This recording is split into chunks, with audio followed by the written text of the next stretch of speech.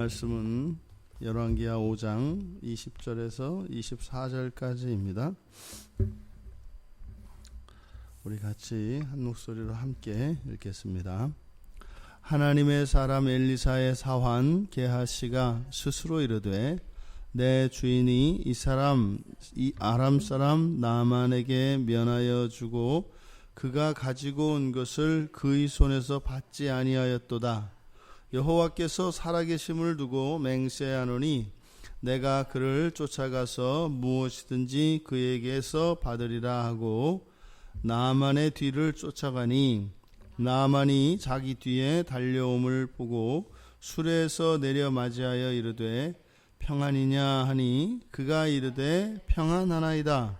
우리 주인께서 나를 보내시며 말씀하시기를 지금 선지자의 제자 중에 두 청년이 에브라임 산지로부터 내게로 왔으니 청하건대 당신은 그들에게 은 1달란트와 옷 2벌을 주라 하시더이다.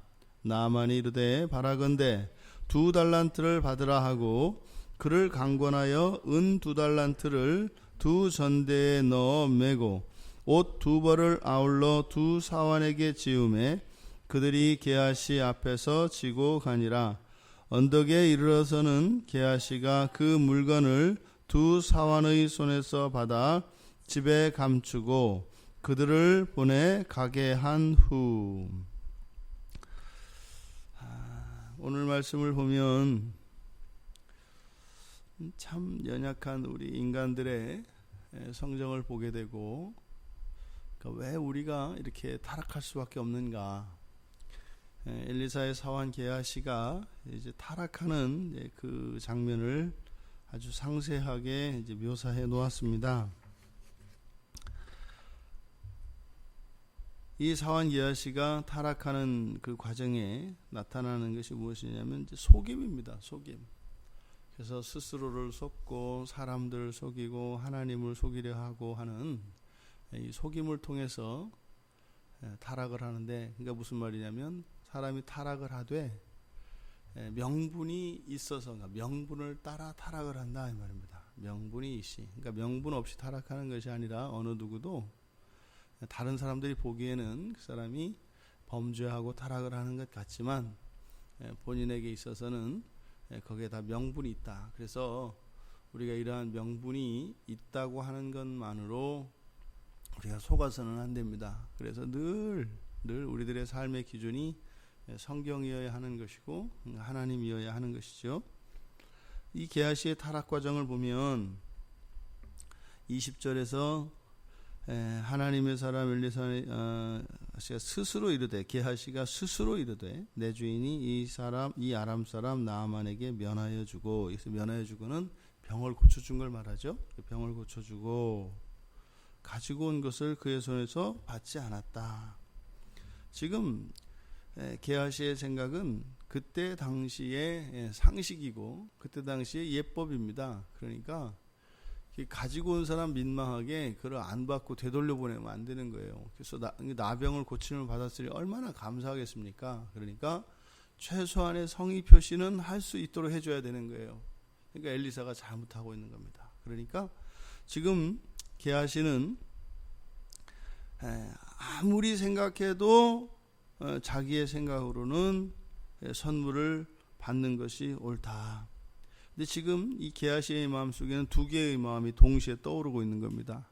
하나는 그 나아만이 가지고 왔던 그 선물이 아른거리는 것이고, 근데 그것을 이제 이 자신의 탐욕을 노골적으로 드러낼 수는 없으니까 그것은 이제 속에 있는 것이고, 그걸 이렇게 포장한 것이 이제 정의감이죠. 정의감. 저건 아닌데 하는 이런 겁니다. 그러니까 지금 게하시는 누구를 생각해서 지금 이런 생각하고 있는 거예요? 나아만을 생각해서 하고 있는 겁니다. 나아만이 저렇게 해서 그 돌아가면서 저 마음이 얼마나 무거울까.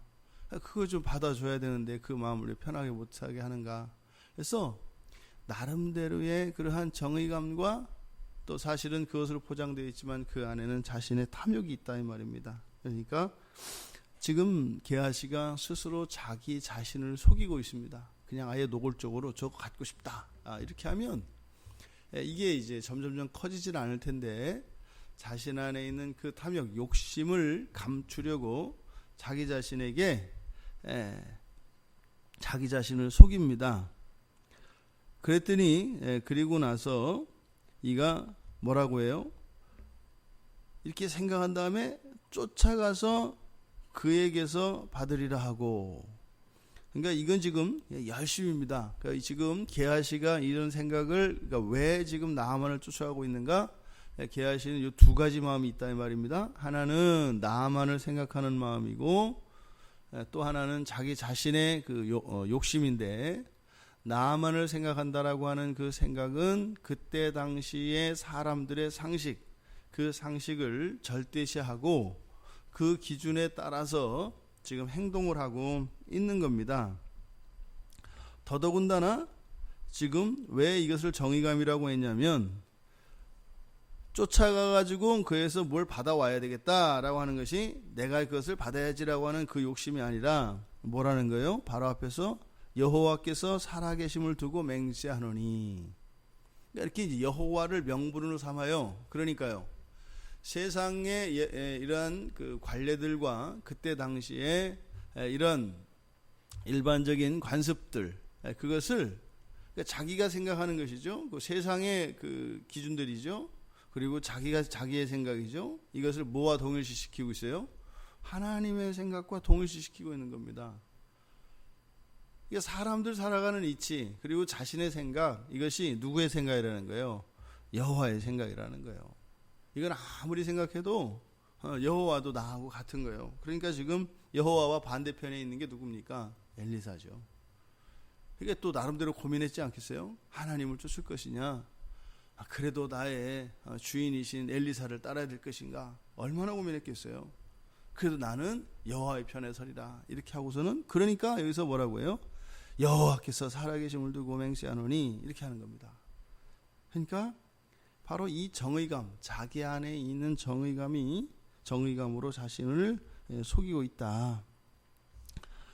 그리고 나서 이제 자기 자신을 속여서 자기 자신에게 거짓말을 하고, 그리고 이제 쫓아갑니다. 그래서 나하만의 뒤를 쫓아가서 이제 또 한 번 또 거짓말을 또 속이는 일이 일어나는데, 나하만에게 이제 가서 하는 말인데, 두 번 거짓말을 하죠. 그렇죠?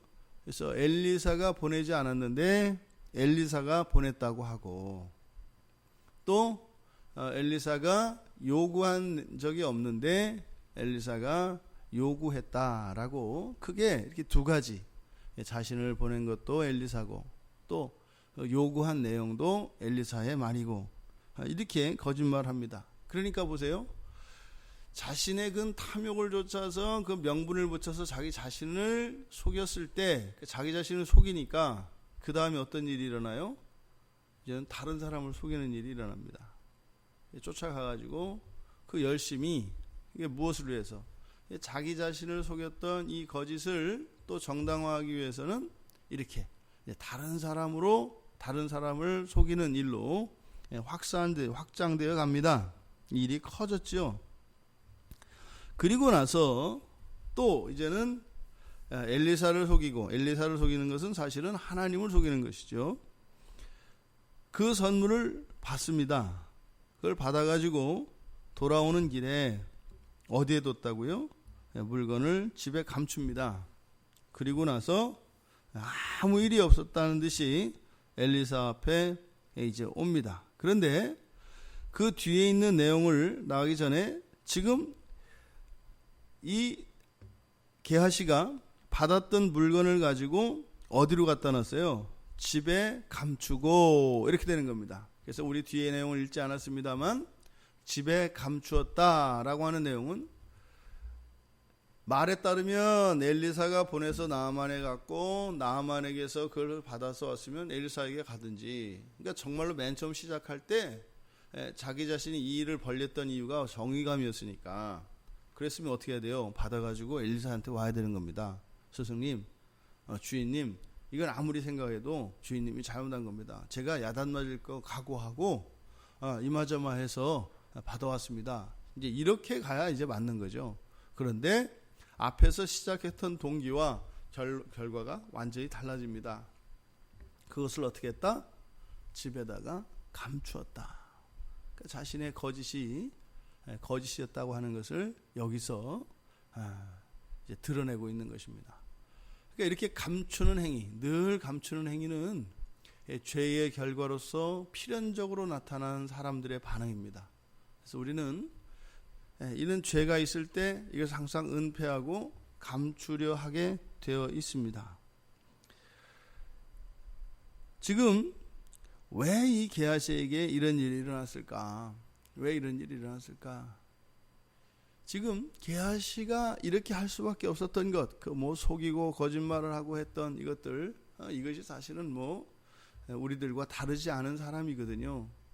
지금 이 대목은 딱 여기만 이렇게 초점을 맞춰서 자세하게 묘사했으니까 게하시는 뭐 아주 특별히 나쁜 사람이고 거짓말을 많이 하는 사람이고 이렇게 보여집니다만, 이게 이제 사실은 게하시의 전체의 생활 속에서 같이 딱 던져놔 버리면은 이게 그 안에서 섞여 있어서 그렇게 눈에 확 드러나는 모습은 아닙니다.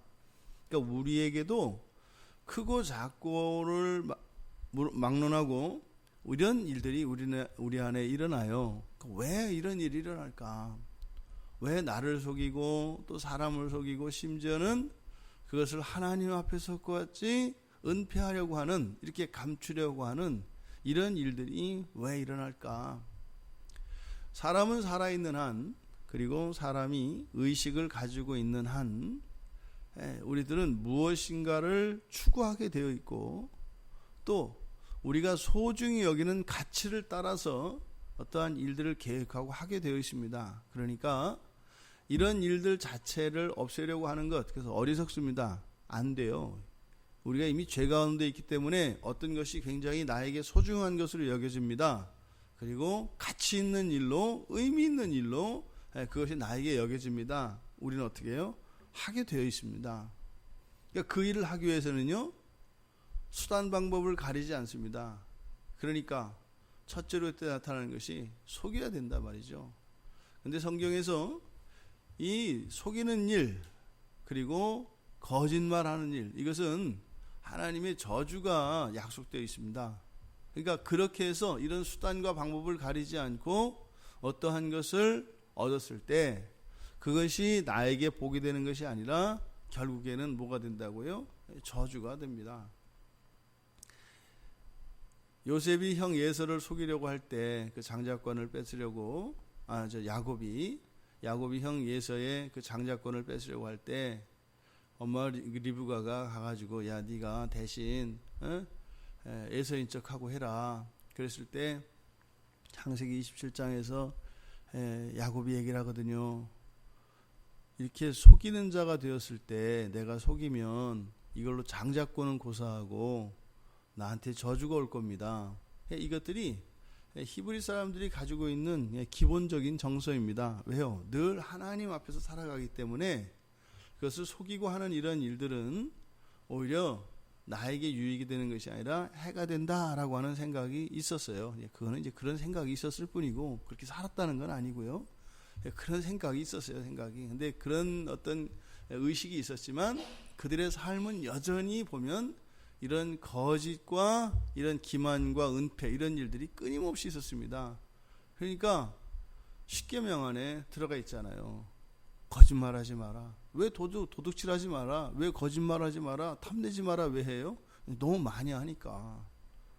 그게 뭐 아주 뭐 희소한 죄이거나 그런 것이 아니라 십계명에 들어가 있는 것은 사람이라면 최소한 이 정도 죄는 져주어야 되는, 이거 기본적인 뭐 이런 거, 약방의 감초와 같은 것들이거든요. 그러니까 그게 뭐 굉장히 끔찍한 죄니까 뭐 10대 죄라서 집어넣고 이런 게 아니라 사람이라면 누구나 지을 수밖에 없는 그러한 내용들입니다. 왜요? 율법의 목적은 우리들이 죄인인 것을 드러내기 위한 목적이거든요. 그러니까 굉장히 어렵고 특별한 죄의 목록을 열거하면 어떻게 되겠어요? 내가 죄를 지긴 졌지만 사실은 뭐 이거는 뭐 굉장히 뭐 악한 거다, 특별한 경우다, 뭐 이렇게 해가지고 그렇지 않죠. 사람이 죄인인 것을 드러내는 것은 아주 사소한 것들조차 우리들이 안 할 수 없는, 사소한 죄조차 안 할 수 없는 그런 것들을 통해서 우리가 본질적으로 죄인인 것을 고백할 수밖에 없도록 만드는 것이죠. 그래서요, 우리는 구조 자체가 기능적으로 지금 망가졌기 때문에 이런 방법을 사용하게 되어 있습니다. 그러니까 어떻게 돼요? 방향을, 목표 설정을 잘하는 게 중요하다 이 말이에요. 그러니까 도덕은 뭐라고 합니까? 하지 마라 그래요. 뭐 내가 하려고 한 게 아니라 지나고 보니까 했는 거려. 그게 그래서 도덕이 가르치는 바는 사람이 그것을 하지 마라라고 얘기를 합니다. 근데 성경은 그럴 수 없다는 거예요. 무엇이에요? 우리가 나아가는 방향, 바로 예수 그리스도라고 하는 그 길이요 유일한 진리이고 우리의 생명인 예수 그리스도 한 분만 바라보고 그 일을 위해서 살아가라 이 말이에요. 그러면 어떻게 돼요? 기능적으로 문제가 있는 우리가 그 예수 그리스도를 따라가다 보면 그 기능들이 선에 기여하게 되어 있다 이 말이에요. 그래서 그리스도인들이 달리 이렇게 자꾸 의로워지고 이렇게 하는 것은 우리가 참고 안 하고 이렇게 하려는 것이 아니라 이 그리스도 예수를 목표로 해서 그 그리스도를 따라가려고 하면 거기에 묘한 힘이 있다 이 말이에요. 내가 그렇게 살려고 한 게 아니라 그리스도를 따라갔는데 그렇게 돼져요. 이게 바로 이 세상에서 우리들이 경험하는 구원의 일들입니다. 그러니까 게하시가 지금 이렇게 속이고 거짓말한 거 잘못됐다. 뭐 다 알죠. 다 알아도 뭐 우리도 그렇게 하지 않습니까? 그러니까 여기서 지금 게하시에게 잘못된 것은 뭐예요? 목표 설정이 잘못된 겁니다. 그는 무엇을 쫓았어요? 돈을, 이 재물을 쫓은 것입니다. 그것이 중요한 의미가 중요하다고 생각을 한다면 그것을 쫓아갈 수밖에 없게 된다. 그 사람이 이렇다 저렇다 얘기할 것이 아니라 그래서 그 목표를 설정하는 것, 이것이 중요하다. 지금 여기에서 나타나는 아주 재미있게 또 여기에다가 이렇게 열왕기 저자가 게하시의 상태를 나타내고 의도적으로 지금 그가 타락하고 있는 그의 행동과 이런 것이 잘못된 것이다라고 하는 이것을 나타내는 말이 있는데 뒤라는 말입니다. 뒤. 보시면 21절에 그가 어떻게 해요? 나아만의 누구를 쫓아가요? 뒤를 쫓아갑니다. 그러니까 자기 뒤에 있습니다. 그러니까 나아만 뒤에 있습니다. 누가요? 게하시가요. 그리고 가서 이제 거짓말을 하고 나아만에게서 그 선물을 받아옵니다. 받아오는데 받아올 때 보니까 그 앞에 누구를 세워요? 두 사환을 세웁니다. 그러니까 게하시가 또 어디 있어요? 그 두 사환 뒤에 있습니다. 그러니까 지금 이 게하시가 있는 그 자리 무엇이에요? 정면 앞이 아니라 뒤에 숨어 있다는 겁니다. 그리고 24절에 가면 이 사람은 맨 처음 20절에서 그렇게 소개하죠. 하나님의 사람 엘리사의 사환 게하시. 그러니까 게하시가 있어야 하는 것은 어디입니까? 엘리사의 집에 있어야 하는 겁니다. 엘리사가 있는 곳에 있어야 하는 겁니다. 그런데 그는 자기의 집에 있습니다. 지금 엘리사의 이 게하시의 이런 모든 행동이 잘못된 것임을 나타냅니다. 또 그가 돌아올 때 24절에 보면 언덕에 이르러서는 이제 지금 물건을 감추기 직전이죠. 근데 이 언덕이라고 하는 이 단어가 오펠인데요. 이게 어둠이라고 하는 단어하고 발음이 똑같아요. 오펠이라고 하는 단어가. 그러니까 이 언덕이라고 하는 요 자리에 오펠이라고 하는 단어를 써서 워드 플레이를 합니다. 그러니까 뭐예요? 어둠에 이르러서는 이렇게 이걸 바꿉니다. 그런데 원칙적으로는 이것이 언덕이라고 하는 표현이 맞는 거예요. 그래서 지금 번역을 언덕이라고 이렇게 했는데 이 언덕이라고 하는 이 단어의 요 자리에 똑같은 발음을 내는 오펠이라는 단어를 썼는데 그게 뭐예요? 어둠이라고 하는 단어를 넣습니다. 그러니까 지금 게하시가 지금 깊은 어둠 속에 있고 죄 가운데서 점점 타락하고 있다라고 하는 것을 열왕기 저자가 의도적으로 이렇게 게하시의 위치와 또 이 언덕이라고 하는 이 단어를 통해서 나타내고 있다. 우리들이 이 게하시의 이러한 모습들에서 우리 자신을 발견해야 합니다. 그래서 게하시가 나빴다, 거짓말했다, 이것을 우리가 도덕적으로 판단할 것이 아니라 교훈을 얻어야 될 것은 먼저 자기 속임에서 타락은 시작된다라고 하는 것입니다. 그러니까 우리가 철저하게 하나님의 말씀으로 견고하게 서 있지 않으면 하나님이 그러니까 자신의 생각을 하나님의 말씀으로 하나님의 생각으로 여겨서 나를 속이게 된다는 겁니다. 그러면요, 나를 속이는 데 성공하고 나면 다른 사람들을 속이는 데에는 우리가 가진 모든 지혜를 다 동원하게 되어 있습니다. 보세요. 나아만에게 이야기할 때 그 예문을 얘기하는데 엘리사의 그 제자 선지자들의 굶주림을 가지고 얘기하잖아요. 기가 막히잖아요. 나아만은 또 얼마나 보람이 있었겠어요. 뿌듯했겠어요. 그 가난한 그 제자, 더더군다나 제자야, 선지자의 제자야. 그렇게 훌륭한 사람들을 또 굉장히 가난하대. 그러니까 이 게하시가 얼마나 영리한가 보세요. 그건 뭐예요? 죄가 주는 지혜입니다. 그래서 죄가 이렇게 우리들에게 지혜도 줘요. 근데 이것이 방향이 잘못되었기 때문에 이런 일이 일어났다는 거. 그래서 죄가 나를 속이지 못하도록 우리가 말씀으로 철저히 무장되어야 할 것이며, 또 우리가 속이는 일 자체를 안 하려고 노력할 것이 아니라 바른 목표를 설정하고 그 일을 위하여 지혜를 내고 살아갈 때 우리들이 구조적으로 우리가 가지고 있는 이런 구조적인 한계, 죄로 인해서 오염되어진 이런 한계를 극복할 수 있다. 그래서 그것 자체를 우리가 극복하려고 할 것이 아니라 바른 목표를 바라보고 그 한 가지 목표를 향하여 나아갈 때 우리들이 가지고 있는 이런 구조적인 문제점, 본질적인 문제점들을 극복할 수 있다. 오늘 하루 우리가 정말 우리를 구원하신 예수 그리스도 한 분만을 추구하며 살아갈 수 있기를 바랍니다. 예수님의 삶을 보세요. 예수님은 그래서요, 오직 하나님의 뜻을 위하여, 하나님의 뜻을 따라 살기 위하여 사는 것이 자신의 양식이라고 말씀하셨던 것처럼 우리들이 추구해야 될 것은요, 너무나 기본적이고 원칙적인 얘기입니다만 하나님의 뜻을 이루기 위해서 살아가는 것입니다.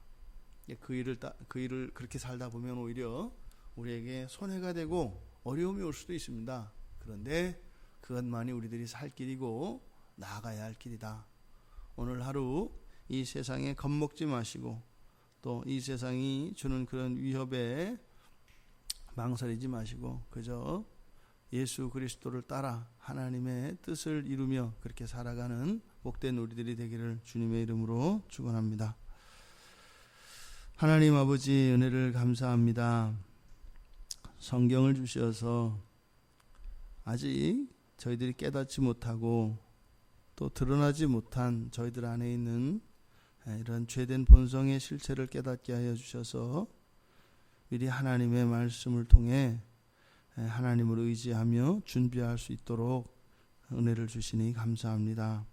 하나님, 헛된 것을 좇지 말게 하여 주시고 저희들의 가치 질서가 이 세상의 질서를 따라가지 않고 영원한 그 하늘나라의 질서를 따라 그 가치 기준으로 바뀔 수 있도록 도와주시고, 저희들이 살아가는 동안 저희들이 추구해야 될 것은 하나님의 뜻을 이루며 저희들의 구원을 이루며 살아가는 것임을 잊지 않게 하여 주셔서 우리 앞에 선택의 기로가 놓였을 때 하나님의 뜻을 좇아 살아갈 수 있는 이 한날 되기를 주님의 이름으로 축원합니다.